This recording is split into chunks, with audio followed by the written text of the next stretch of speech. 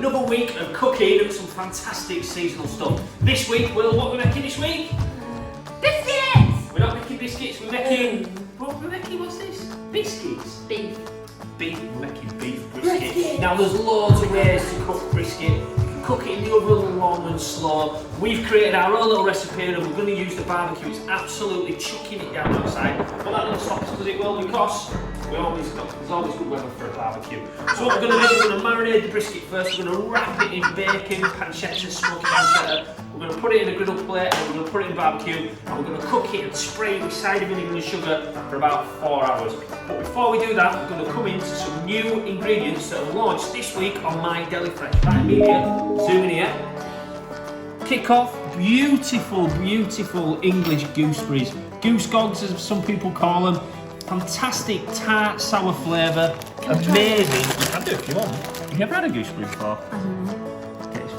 You've had a gooseberry before, take the little end off. That's what it is. No, it's really nice. It's like a really sour grape. Right, just pop it in. Sour. Pop it straight in. Come on, just chuck it in. Come on, I'll do it then. I'll do it. We'll both do it together. Right, you ready? Same. You ready? 1, 2, 3.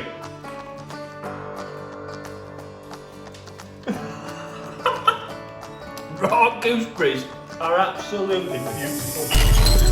It's got it back on the front. They're really tart, really sour. They're amazing in a crumble. They're great to be juiced. They're amazing to be sliced up and put in your chin. You can eat them raw to cleanse your palate because they're really, really sour. You can make gooseberry tartine, you can make gooseberry full, you can make gooseberry crumble, you can churn them into an ice cream. There's so many things you can do with them. It's fantastic. Amelia, do you want one? Will, did you like them? Yeah. Really short season. They'll be around for about 5 to 6 weeks. As soon as July comes, they'll be gone. Well, middle of July comes, they'll be finished. So embrace them while you can. They freeze really, really well. So if you get them in the punnet like that, Amelia, just zoom in. Get them in the punnet like that. Just nip the little brown bits off the end, bob them in the freezer, and they'll defrost, and you can use them when you make jams or whatever. Right, another amazing flavour that's come in are these, Amelia. Look at these.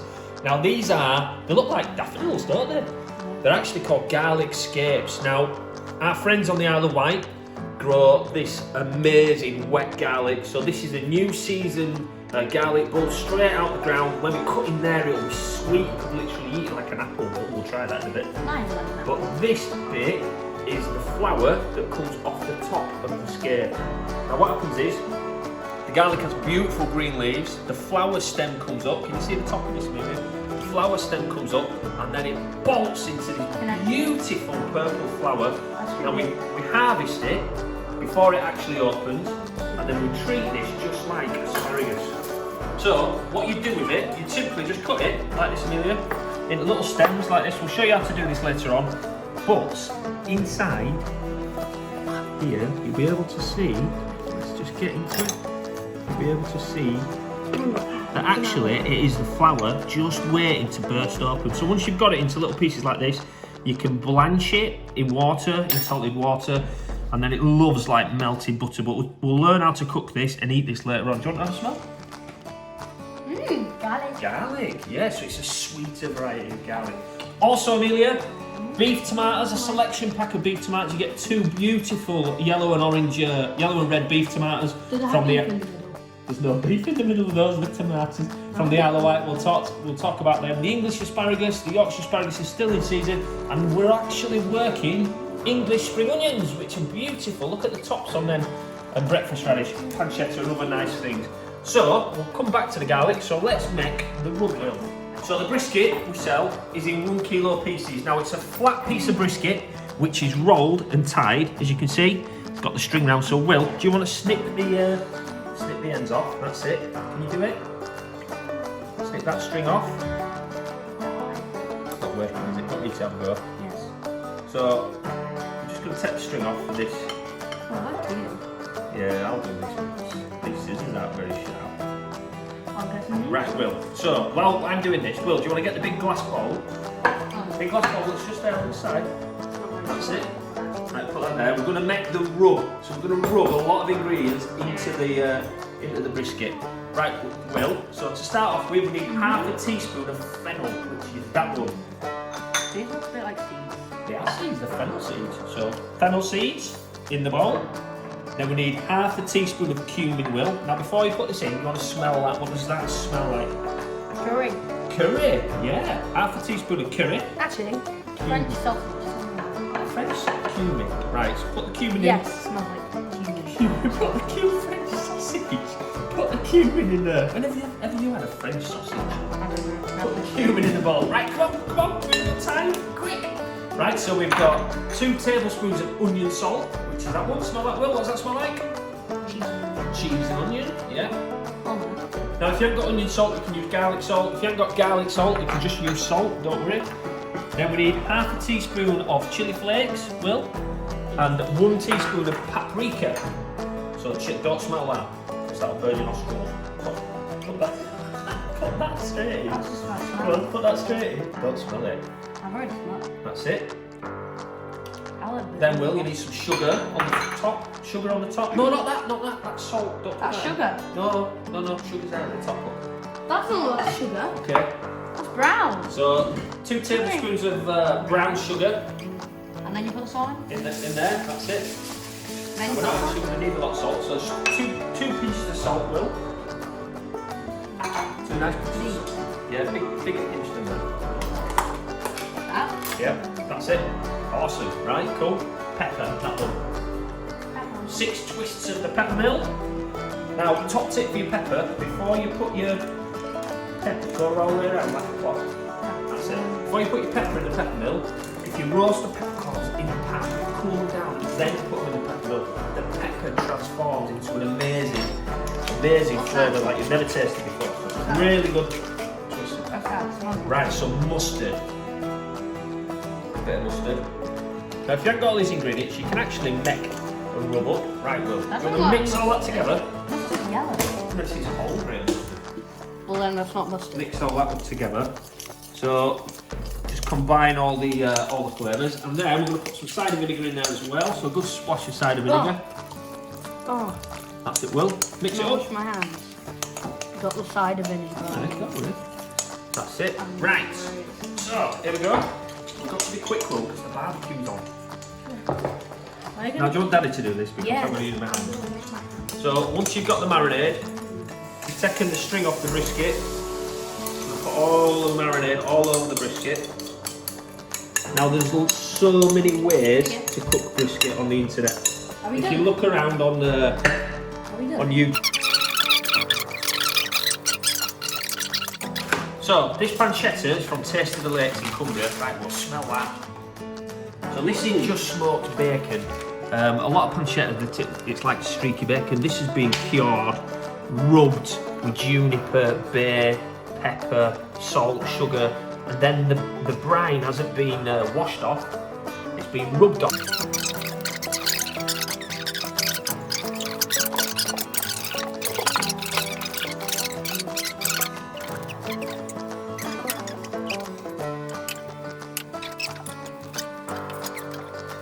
Okay, so we've got 2 bits of brisket. We've got what was in the marinade? Mustard, cumin, salt, chilli, onion powder, paprika, lots of nice things in the marinade, all marinated together, wrapped in pancetta or bacon, and then we're going to put it on. What are we going to put it on? The barbecue! So come on, let's go. Come on, Will. Let's go. So, Let's go. right here, the barbecue. Now, the ideal temperature to barbecue brisket is 180 degrees. Now, as you can see, it's 300 and something degrees.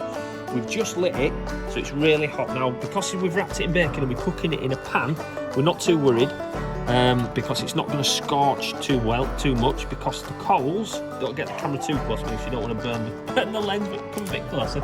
The coals are either side of the kettle. So, well, what happens is the heat comes up. It's called indirect cooking. The heat comes up and over. So we're going to pop that there. And then we're going to put some wood chips, Will, on the coals. Oh wow!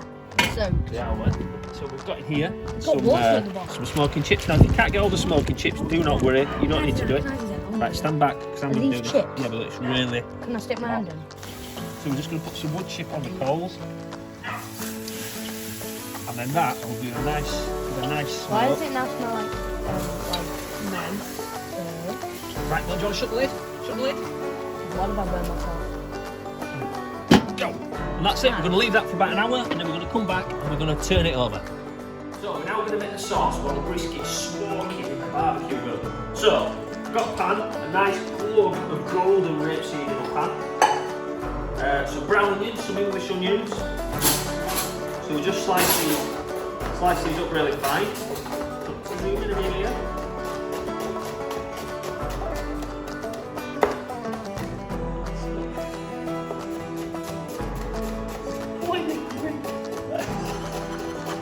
I'm always doing that because I think it's heard somewhere that concentrating, is this right? Concentrating on a spoon stops your eyes from crying, doesn't it?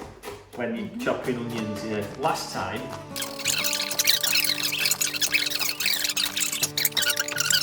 so turn the heat on, so the onions in the pan, so we'll get them going, get them all coated up. How come the spoon doesn't tell fire? Right, so, because it's not touching the flame. We'll get them all coated up, right, Will. Salt, need some salt and pepper. Get them all coated in the oil, and then we're going to turn the heat down and just let them sit, put a lid on, and then let all the moisture come out of the onions naturally. There we go, nice bit of salt, twist of pepper. Why do the flames make you cry now? It's not the flames, it's that onion, because you've taken that spoon out of your mouth. Alright. That's it, it's keeping it quiet. We'll put the lid on in a second, and then we'll just let it sit and let all the natural sugar come out and caramelise up. And we're going to add bacon, and we're going to add tomato ketchup, cider vinegar, sugar, and then it'll be great. You stand there like that. That's it. Good. With a spoon in your mouth for the next hour. How about that? Of course. So in total, the brisket's going to be in the barbecue for about 4 hours. So an hour on full heat, and then as the barbecue naturally goes down in heat, we're going to leave it for about 3 hours in there to just make it absolutely fantastic.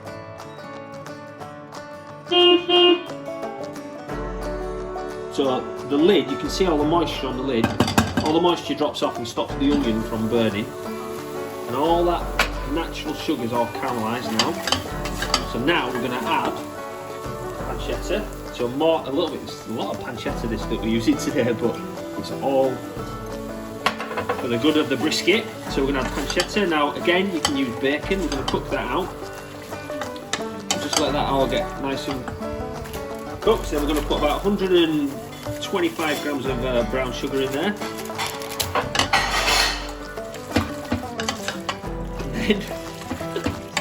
Smashing the place up. A good glug of ketchup in there as well. So, nice bit of ketchup goes in. And then a glug of cider vinegar, apple cider vinegar, goes in as well. And then we're just going to let that cook away and just keep coming back to it and give it a good stir.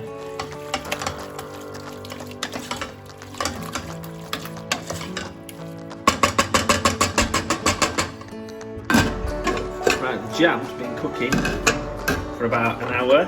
You can see, really slow. That smells beautiful. So we're going to turn it off now. Just let that sit. That's pretty much ready, and that will taste like the best barbecue sauce you can probably ever make. Right, Phil, 4.5 hours in the barbecue. Should we go see what it's like? Let's go see what it's like. Come on, Will. Right, you ready? Put the blinds down. Right, ready? You first. Right. Are you ready? The temperature was still 140. Now look, all that burnt bacon has been protecting the beef, so we'll take that off. Leave that to one side, and then that's what we're after. Look there, can you see that? Forget the trampoline, Will. This is what we want. Here we go. Let's set this inside. Come on.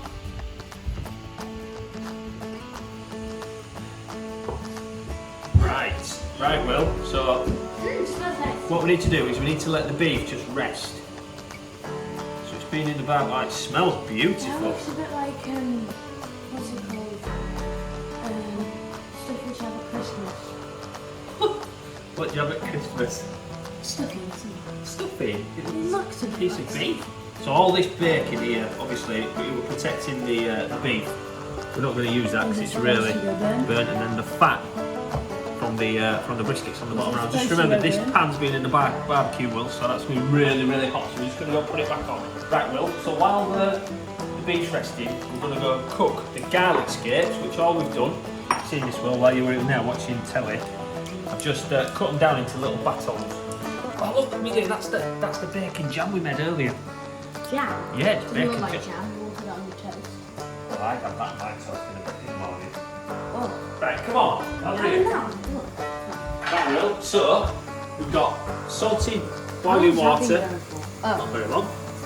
Right, William, I'm going to trust you. Are you going to put some of these in?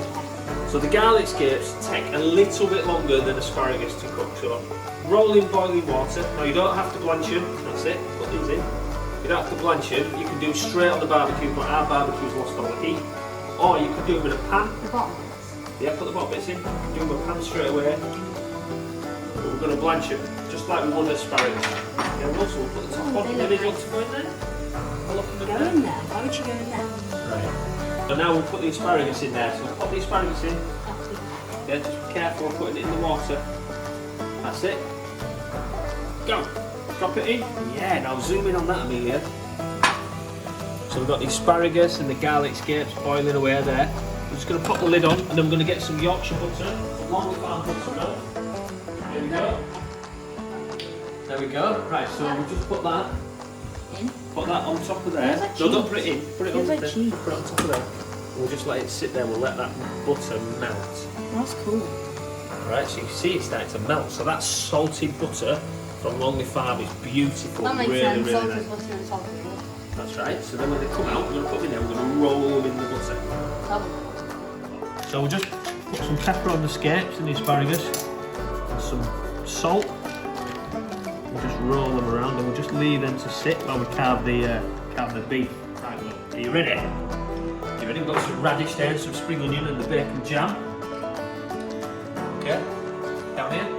You ready? Do you want to pull the cloth off, Will? Get one side. Do you want to pull the cloth off? Go! Like a magic trick. Right. So let's have a look. We'll just cut this into nice little bits. Let's see if you can see inside it. Oh, look at that. So it's juicy. Put that fat on the top, Will. Really nice. This will just absolutely melt. It's falling apart. So 4.5 hours. Now you can leave it longer. Now the trick is to, William, you know when I cut this, I'm not putting any pressure on the knife at all. It's just going through like butter. The trick is to leave it as long as possible. Obviously we've kind of just cheated a little bit because we had to get going. Look at that. Again, you can see the mustard in there. Nice. Right, Will. So, just put this on the board. William, do you want to get a little bit of meat and put it on the board? Do you want to come and help him get some meat? Yeah, it's fine, don't worry, you can touch it. That's it, well done. So we'll put the bacon jam on.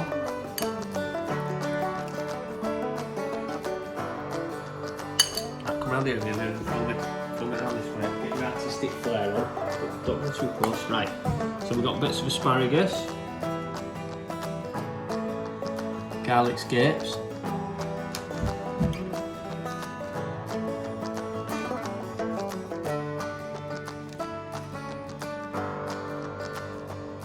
how nice does that look? All these scapes on, Amelia. The salty, taste of garlic, obviously, because they're the garlic scape. Beautiful. We'll drizzle that butter over the top. And this is going to be an absolutely amazing lunch. We're just going to get some bread. We'll have some awesome, awesome sandwiches. William, you gonna come and get a sandwich?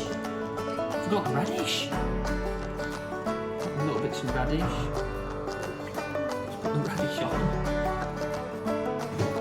And then the spring onion.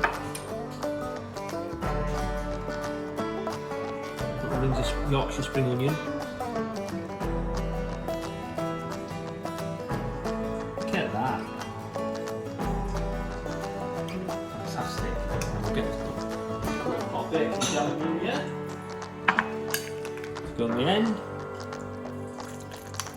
Barbecue brisket. Now you can do it in the oven. You can cheat and do it in the oven, but the barbecue gives it that smokiness and beautiful. Oh, he's here. That smokiness and beautiful, beautiful flavour. Thanks for watching. Everything is available on My Deli Fresh. Make sure you glide back often. Loads of new products coming this week. Lots of exciting things. And next week, Will, what we're going to do for demo next week? Do we know yet? We don't know yet. We're going to have a think. Might be using gooseberries. Thanks a lot. Have a nice week. Thank you.